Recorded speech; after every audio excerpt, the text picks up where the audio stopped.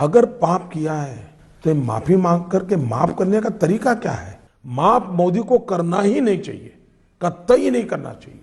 छोटी सी भी गुनाह या गलती ध्यान में आती है, चौराहे पर फांसी देनी चाहिए। ये क्या बोले, मैं समझा नहीं। चौराहे पर खड़े रख करके मोदी को फांसी देनी चाहिए। तो अगर आपको ये डायलॉग थोड़ा सुना सुना लग रहा है तो वो इसलिए है क्योंकि यही चौराहे पे खड़ा करके सजा देने वाली लाइन मोदी जी ने डिमोनेटाइजेशन के डिजास्टर को डिफेंड करते हुए भी यूज की थी। मैंने सिर्फ देश से 50 दिन मांगे हैं, 50 दिन। अगर 30 दिसंबर के बाद कोई मेरी कमी रह जाए, कोई मेरी गलती निकल जाए, कोई मेरा गलत इरादा निकल जाए, आप जिस चौराहे में मुझे खड़ा करेंगे, मैं खड़ा होकर के देश जो सजा करेगा वो सजा भुगतने के लिए तैयार हूं। चौराहे पर फांसी देनी चाहिए।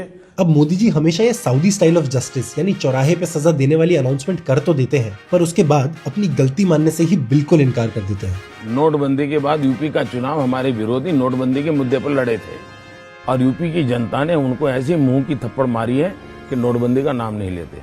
सर, आपने कहा कि ब्लैक मनी पर बहुत बड़ा अंकुश लगा, फिर लोग इस चुनाव को देखते हैं, इनकम टैक्स डिपार्टमेंट की ईडी को रेड देखते हैं और तमाम जगह पे ब्लैक मनी रिकवर हो रही है। कहते हैं मोदी जी ने तो कहा था कि ब्लैक मनी खत्म हो जाएगा, फिर ये सब पैसा कहां से आ रहा है?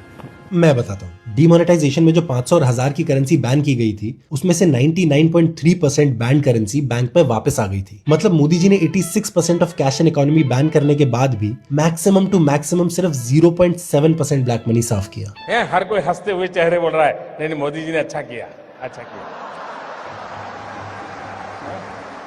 फिर किसी दोस्त को फोन करता है, यार कोई रास्ता है?